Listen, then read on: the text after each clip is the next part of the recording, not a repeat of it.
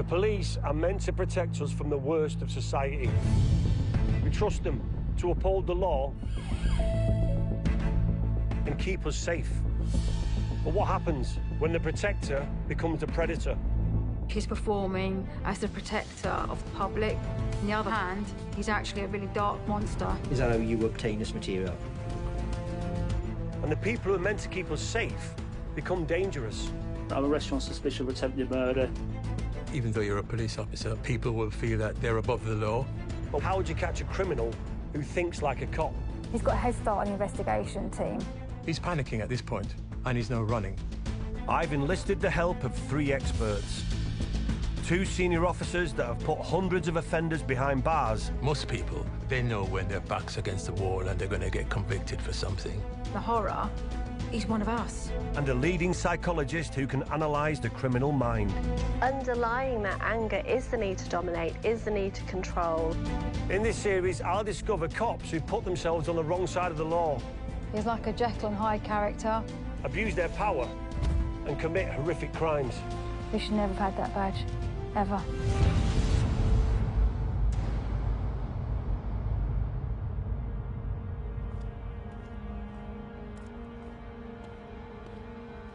We trust the police to protect us and keep us safe. We teach our kids to trust the police. But when that trust is abused, something needs to change.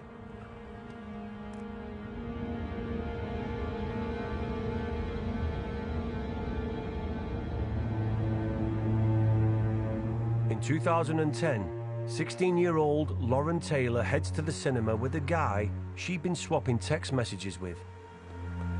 She was expecting to see a film and have a bite to eat.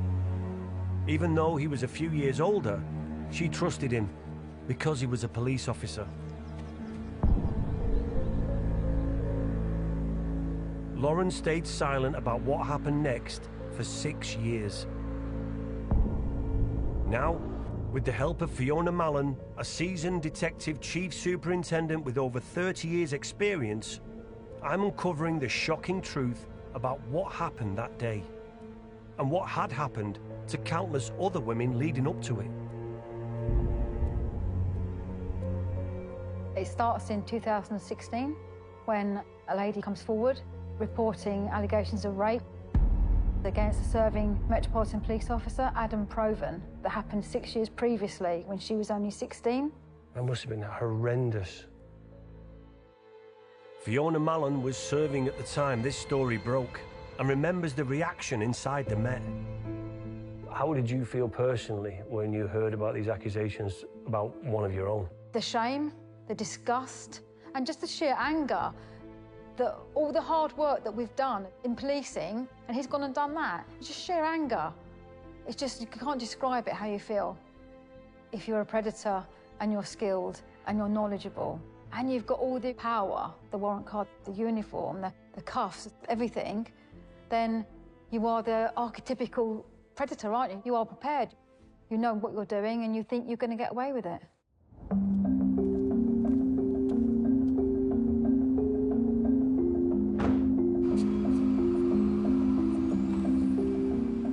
I'm just on my way to meet someone who knows the Provan case inside out. He's a reporter, and he actually saw Provan in court. I want to know what he thinks. Tristan Kirk is meeting me in the park where, in 2010, Lauren started her date with Adam Provan. How did Lauren meet Provan? Well, they met through friends of a friend. Adam Provan was Metropolitan Police Officer, 31 years old, and ended up chatting over messages with 16-year-old Lauren. I think they swapped some messages, details about what she was doing at school, things like that. And then eventually they agreed to go on a date together. So he was aware that she was 16? Oh, very much so, yes. She talked about her GCSEs in one of the messages. So he was very aware that she was a 16-year-old girl and he was pretending to be 22. They arranged to meet at her house, go to the cinema. So a normal date for any 16-year-old girl to go on. Lauren lived there with her parents, and Provan met her father before they were supposed to go on the date. Her father, as it turned out, by coincidence, knew Provan a little bit and knew that he was a police officer. And so, as unusual as it might sound, as somebody of his age going out with a 16-year-old girl, the dad, I think, presumed that it would be okay because of his job. He's a trustworthy person, he's a police officer. So in your opinion, even though there was a big age gap, because he was a police officer, that meant her dad trusted him? Oh, absolutely, yes. That's supposed to be what everyone can trust, is that police officers are there to look out for you, to look after you. And so he said, yes, Lauren can go on the date, and off they went, not thinking for 1 minute that anything bad was going to happen.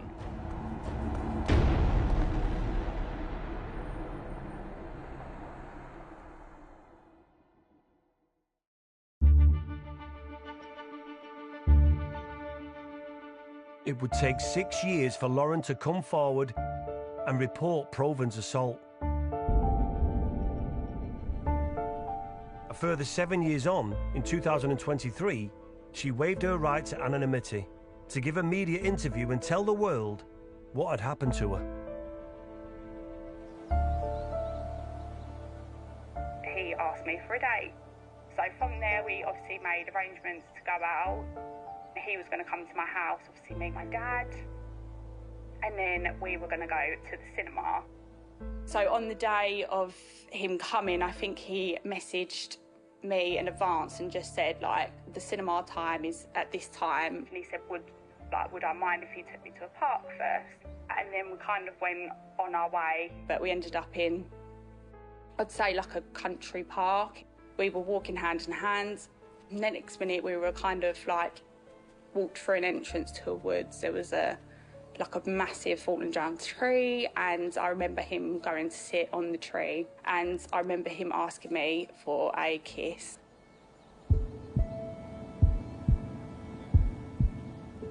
I didn't think much of it personally, so I did lean in to give him a kiss. The next minute, his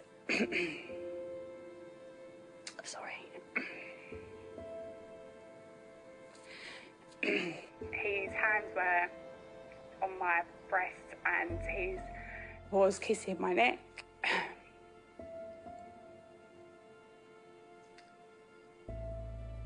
And I just remember standing there, kind of a bit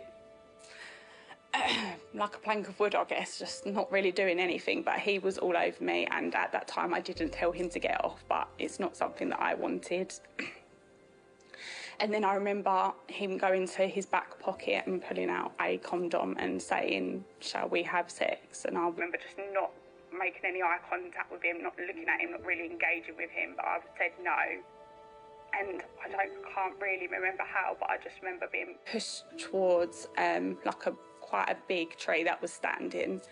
And yeah, I just remember him pulling down my trousers and yeah, basically he raped me. You know what's horrible about seeing that is that where I am here, somewhere around here, that happened to her. There was nobody to save her, and she was frozen.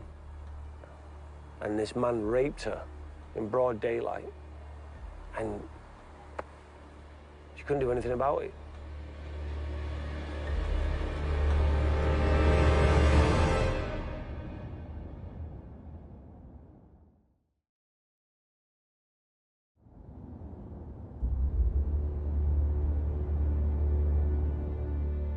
In 2010, a 31-year-old police officer, Adam Provan, claiming to be 22, took 16-year-old Lauren Taylor on a cinema date.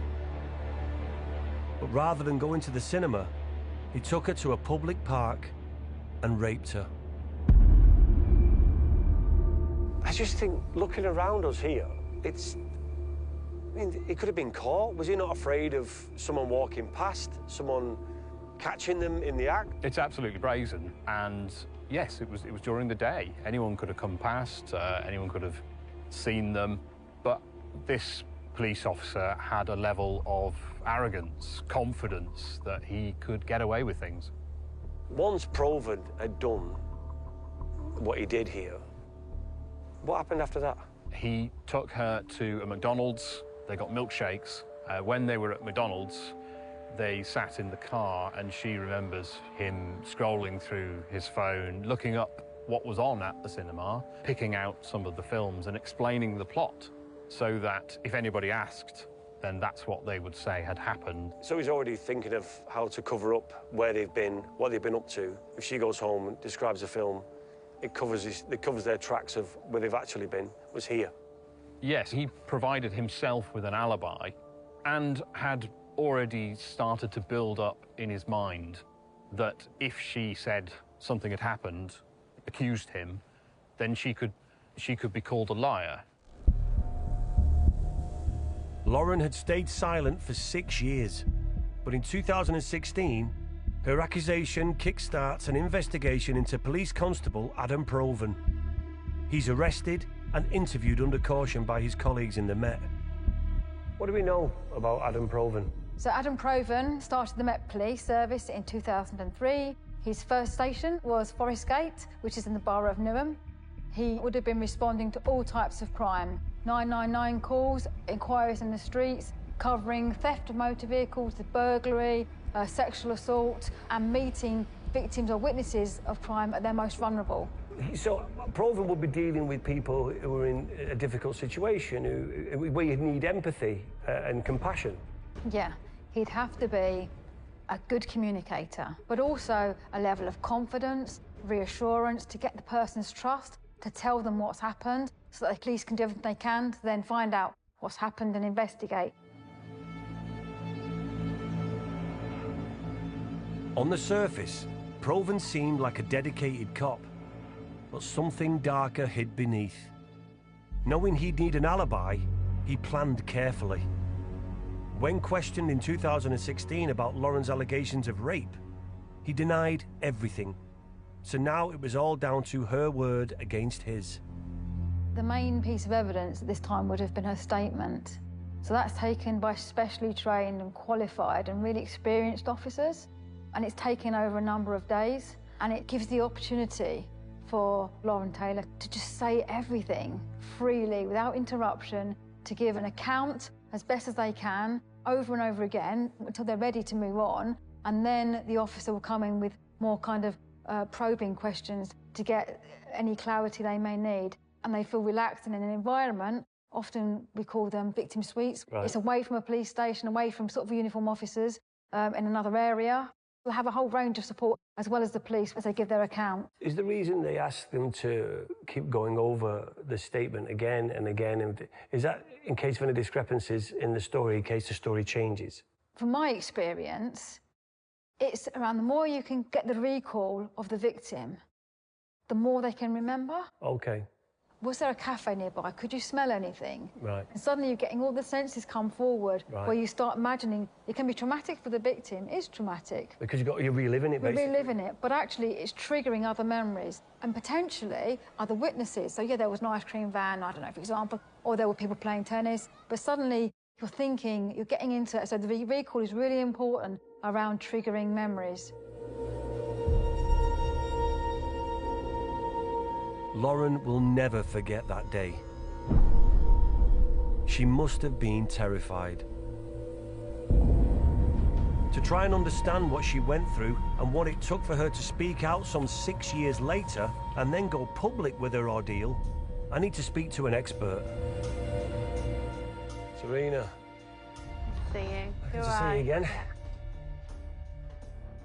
I'm meeting with psychologist Serena Simmons, an expert in how victims relive traumatic experiences. I remember him asking me for a kiss. I didn't think much of it personally, so I did lean in to give him a kiss. The next minute, his... Oh, no. Sorry. Oh, I have to stop it a sec. See that moment there? Yeah. When it's still a blockage for her. You see, you could feel her throat close up when she was about to say it. She knows, because she must have just gone right back to that moment just then. This is why it's so traumatic for people to tell their story after they've been attacked, because you do relive it. She's clearly able to very quickly take herself back to that time and somatically feel the feelings in her body that she felt at the time that he attacked her. You can physically see her. Bless her. His hands were on my breast and he was kissing my neck.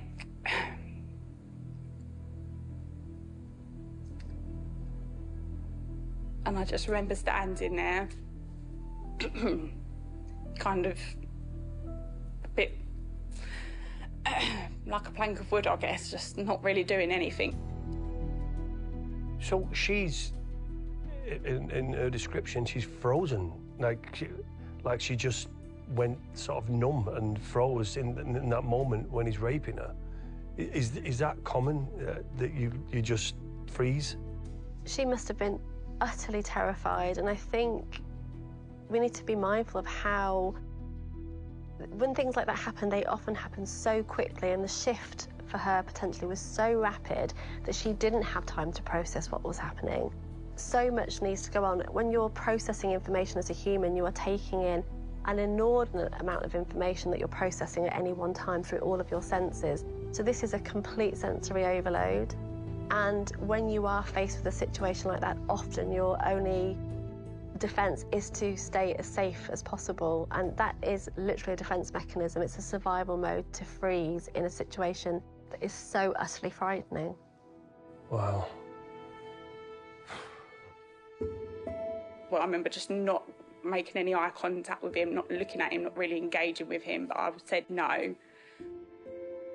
It can't have been long, but it felt like a long time. I just remember him getting off, taking off his condom.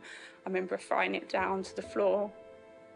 I remember him pulling his clothes up, I pulled mine up, and we kind of casually walked back out of the woods like nothing had just happened. Wow, I mean, I have to stop it for a sec. What's interesting about that is, in Proven's mind, this was her consenting. Oh. Because she didn't do anything. He took that lack of verbalisation, in my mind, as her having no issue with what was happening, which is rape. He's raped her savagely. So for him, it was a consensual act. But I just can't get out of my head. He's 31 years old. She's 16. That in itself ain't right for me. You know what's hard for me? My daughter's 16 now. It's just horrible because if that was my daughter sat there, I'd want to kill him. It's really hard to watch. It's really, really hard to hear her testimony, and yet... How brave, though. What we can do for her is listen to her story.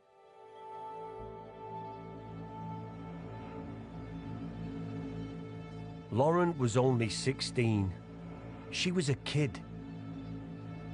And 31-year-old Proven, a cop, who had lied to her about his age to get her to go out with him, wanted nothing more than to dominate and to control her. After Proven took Lauren to McDonald's, what happened next? Well, he brought her to a park near to a children's playground, believe it or not, and having raped her earlier in the woods, he then raped her again. In a children's play area? Yes, it was early evening by that point, and he forced her to perform oral sex. Horrifying for her. She just wanted the whole thing to be over.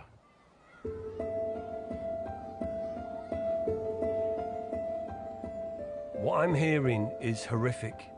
Lauren was a child. She was raped in 2010, but because she was afraid and ashamed, she stayed silent for 6 years. It must have eaten her up inside. Why didn't she go straight home and tell her dad what had happened? He finally took me home. I remember parking outside, and I remember trying to go upstairs, trying to not be seen by anyone so I could hide in my room and kind of process what had happened. But my dad had called me to the kitchen. My dad called me to the kitchen and he asked me if Adam told me his real age when I got into the car. So I said, no, why? What's his real age? And he was like, well, I've known Adam's dad since this many years. It would mean that Adam would be about 31 now. So I said, well, why didn't you say anything? He said, well, you know, I knew his dad. I knew he would never hurt you. And from that moment, I thought, I can't tell you what's just happened because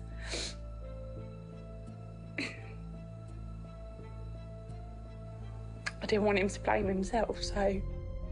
Oh, bless her. So she is trying to protect her dad.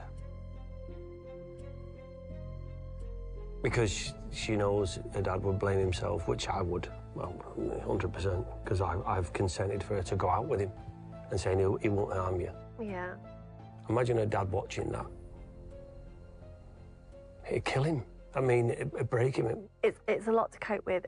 And for me, we've got to go back to the fact that, as he said, he was a police officer. I knew that he was trustworthy. So it comes back to the fact that even that persona of police officer to other people just instills that sense of trust in you. You know, we trust police officers. You're safe with a police officer. And that's exactly what her dad thought. Yeah. He wasn't wrong to think that. No, I know. The only person to blame here is Proven. Absolutely right. Hearing Lauren describe what Proven did to her, it's just horrific.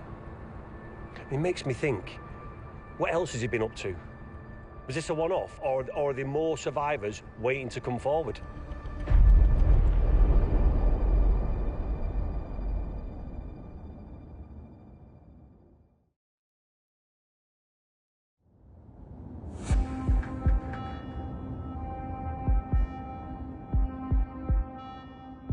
In 2016, Lauren Taylor accused serving Met police officer Adam Proven of raping her 6 years earlier, when she was a 16-year-old schoolgirl.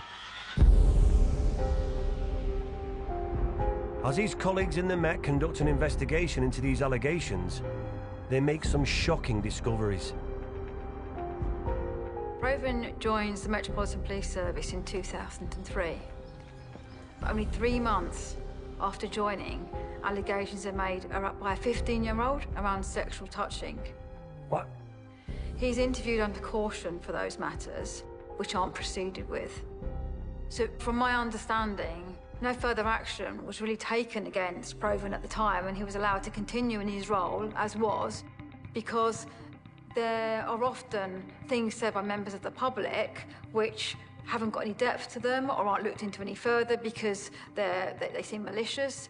Oh, horrendous. Yeah. So Proven had faced serious accusations even at the beginning of his police career, and yet he was allowed to continue serving. To help me understand why, I'm meeting Howard Groves, a former detective chief inspector with over 30 years of experience cracking tough cases. What happens when somebody comes forward with an allegation like that? The investigation was actually conducted as you'd expect it to. The CPS had an input, and having looked at the evidence that was presented, they took the view that it was insufficient for anything further to happen. So that was the end of that matter.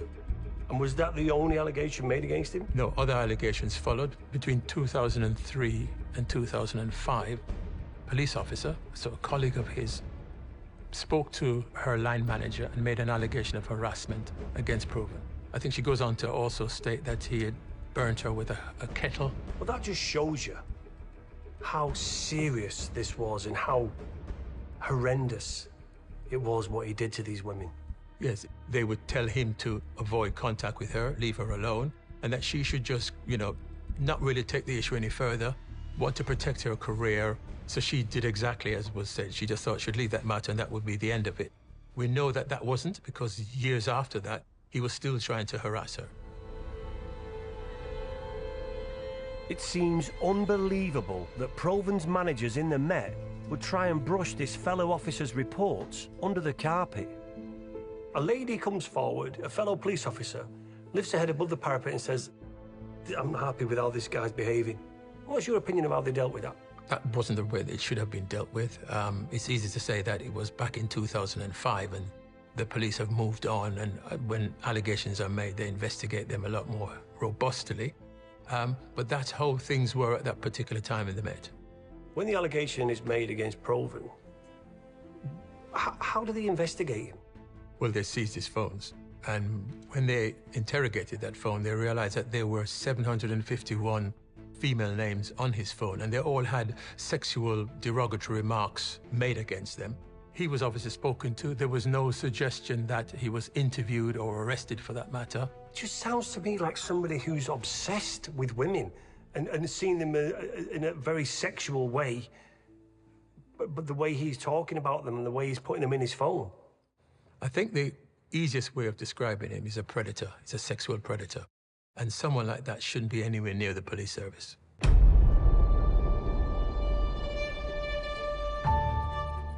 There were plenty of red flags showing Proven was unfit for the police force from the word go. So with hindsight, it's no surprise he continued his horrific attacks on young girls even after targeting Lauren in 2010. The next major offence takes place in July 2013. There's another incident, and when you look over the history of Proven, where he actually organises a ride along in a police car with a girl who's 17. She's desperate to be a police officer. Ride-alongs are quite common. You take out members of the public to show them what you do. You're transparent, trying to explain why you do certain things to sort of gain trust and maintain trust of the public and to work with them.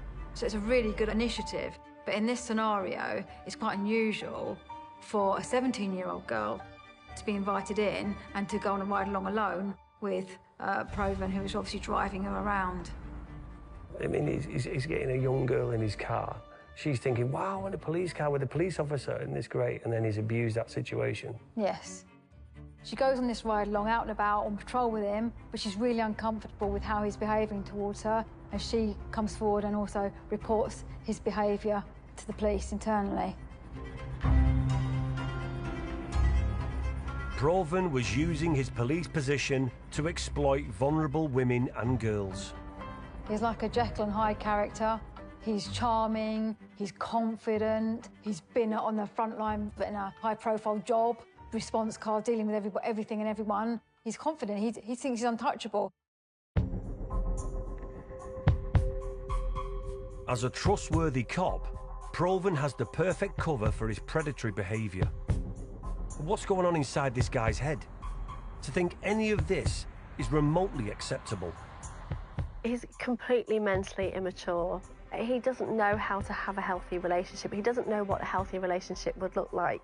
I don't think he knows and feels very confident about how to talk to girls. I think everything he talks about in terms of his relationship with women is probably fabricated. And in fact, there have been many other women coming forward complaining about his behaviour. It's horrifying to think that someone like Proven could breeze through the police vetting and end up with a badge. He's a master manipulator. He can manipulate a situation. He can be whoever you want him to be in that moment. Now, is that why he passed the vetting? Most likely, yes. So he was very controlling about what people said about him, about what he showed in his sort of vetting procedures, and he got through. And having got through, Proven was free to act out his predatory fantasies with the protection of his badge and uniform. Police vetting typically occurs every 10 years, and in 2015, Proven went through one of these routine checks and, remarkably, passed once again. He remains unchecked or unquestioned in terms of the previous matters that have come to light, and he remains in duty, doing what he was always doing, responding and interacting with members of the public. Unbelievable. It erodes the trust in the police even more. At this stage, I'd have hoped that all those alarm bells, all those flags would have been collated together, and with one person overseeing Proven's offending history and start putting safeguarding measures in place around him. Would it be different now? Very different. Very different. You don't think he would pass vetting now? He would not pass vetting, no. He would not. He would be kicked out. Well, he wouldn't have got in the first place, but he would be kicked out immediately and dealt with criminally.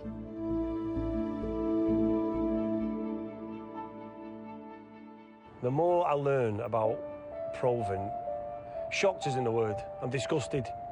There were so many other reports concerning a serving police officer, yet it wasn't enough to stop him. Wasn't even enough to get him kicked out of the Met. It's unbelievable.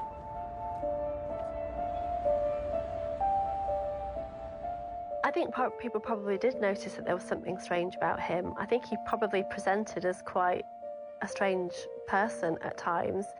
Certainly there were other reports from women that worked with him and other women that said literally that he was strange, that he acted in an odd fashion towards them. I think he had a preference for young women, partly because he felt there was a certain naivety about them, so something that he could manipulate.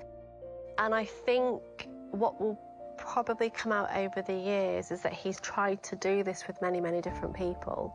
We know, for example, from reports that he had over 750 phone numbers of females in his phone.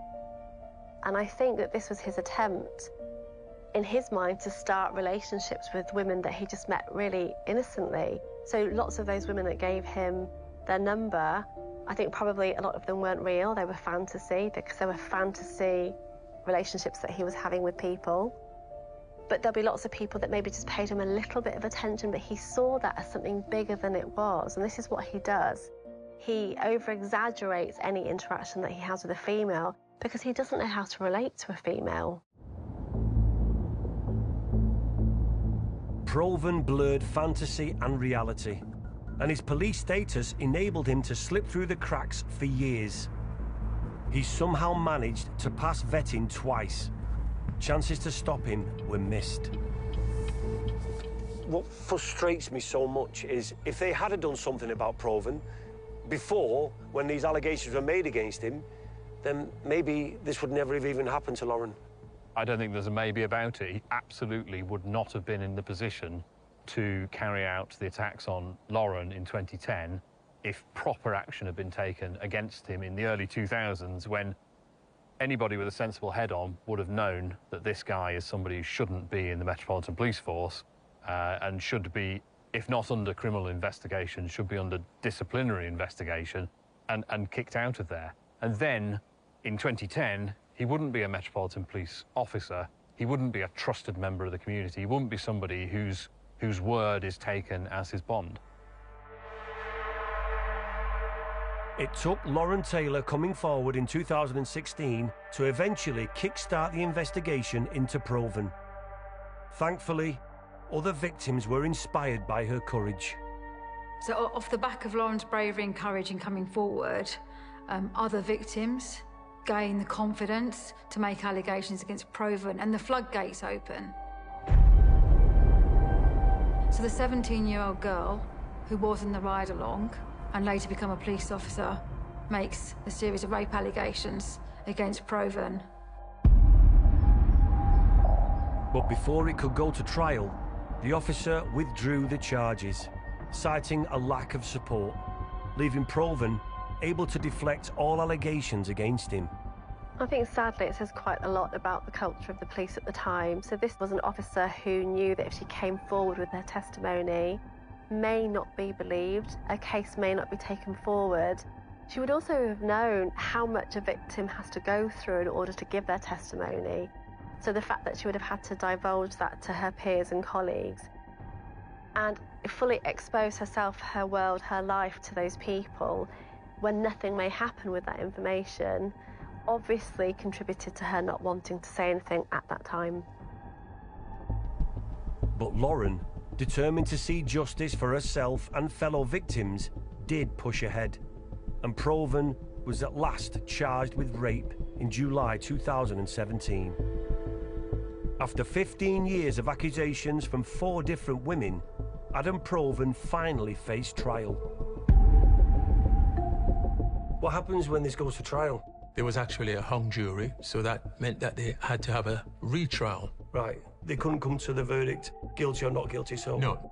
Because it was 6 years prior, is that harder to prove? Is that more difficult for the police? Rape is a difficult offence to deal with, per se, because a lot of times it's one person's word against the other.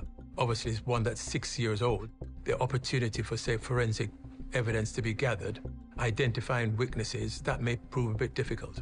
The defense will try to prove that what's been said is a lie. So it's traumatic for that individual, and they're having to relive what happened to them in the first place. Provan had escaped justice, for now. But a hung jury meant an automatic retrial, which took place in November 2018.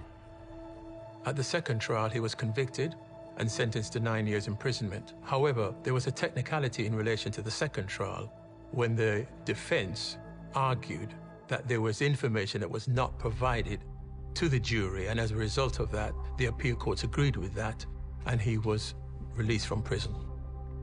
He was released? Yes. In February 2022, following multiple allegations of rape and 2 trials, Provan's conviction was overturned, allowing him to walk free. After enduring 2 trials, Lauren now faced the harsh reality that justice may never be served.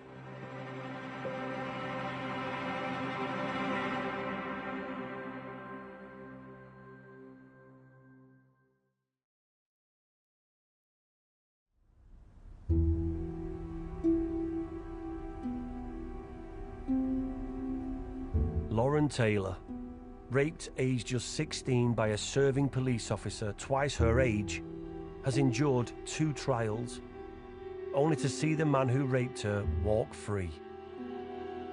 I can only think about what Lauren was going through, because she plucks up all that courage to come forward in the first place, and then goes to court, hung jury, has to go through it all again, and then through technicalities released, and then she has to do it all again. Can you imagine what she was going through?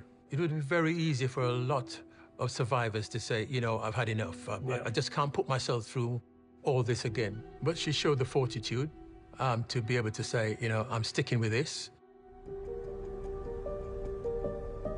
Unbeknownst to Lauren, another of Provan's victims is watching these events play out. So during Lauren Taylor's second trial, she made an impact statement, and the police officer who had originally made an allegation against Provan, she was moved by the statement made by Lauren Taylor, and she then decided this was an opportunity for her to come forward and make her allegations. And her allegations at this point were not only of harassment, were actually of sexual offenses. Inspired by Lauren, the officer finally goes on record against Provan. And in 2023, he's brought back to court for a 3rd time. Was you at that trial? I sat through the trial, and that was when all of the allegations against Provan were aired publicly in open court, and he had to answer for those crimes. He was accused of the 2 attacks on Lauren Taylor, as well as a series of rapes carried out on his police colleague. What was his demeanour in court? He was a cold individual. He was pale. He was very withdrawn within himself. And so he came across as somebody who knew what he'd done. To me, he seemed like a person, but was sticking to the same lines that he'd given in the first trial, that he hadn't done any of it, that it was all lies being brought against him. Was Lauren in court and her family at this time? Lauren came to give evidence during the trial, as did the second woman who accused Provan, and they gave incredibly powerful evidence of what had happened to them, how they didn't think they'd be believed because of who Provan was as a police officer, but they were bravely standing up and telling their stories. Finally, on the 19th of June 2023, Provan was found guilty, and this time it would stick. When it came to sentencing, what did he actually get? It was a 16-year prison sentence with an additional 8 years on licence. So his sentence from the time that it was passed in 2023 will in total last for 24 years, either in custody or out on licence and being monitored. What did the judge have to say? But one of the things that emerged during the trial was that Provan could have been caught a long time earlier, and all of that had been swept under the carpet by the Metropolitan Police Service. And so the judge was absolutely damning in his criticism of the Metropolitan Police, sweeping it under the carpet, not wanting to investigate when there were real concerns about this guy. He said that the force should be ashamed of themselves, and I think absolutely rightly, because they had failed to root out somebody who was clearly a very bad person indeed. The court yesterday heard that Adam Provan was violent, abusive and controlling. The judge saying this indicated he had a borderline obsession with young women. Judge Noel Lucas Casey also said he was troubled by how the Met handled initial complaints, saying those dealing with the complaint were more concerned with looking after one of their own. This left the Met to face the shame of holding a press conference and forced, yet again, to apologise for the crimes of a serving police officer. I am so sorry for the pain and suffering arising from Adam Provan's offending behaviour. What I say to them is I am sorry. We will be looking in detail at every aspect of our handling of this case. We have been working incredibly hard to ensure that we do everything we can to identify people who really should not be a police officer.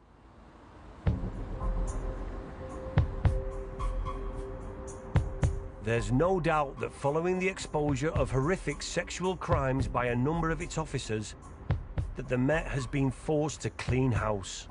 But will it be enough? In an ideal utopia, you would think that these things won't happen, but unfortunately we've seen in the past where people have suggested the same thing, that processes have been tightened up, these things won't happen again, and then you move on 5-10 years again, and then you find the same thing happen. So I'm not going to say it's going to stop, because it's just not going to happen, is it?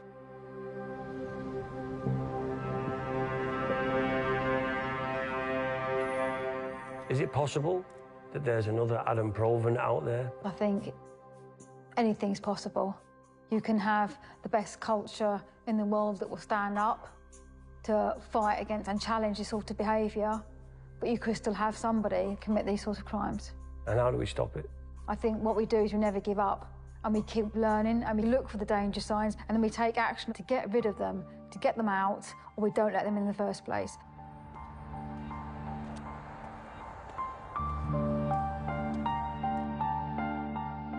The bravery it took for Lauren and the other survivors to come forward and tell the world what had happened, it's unbelievable.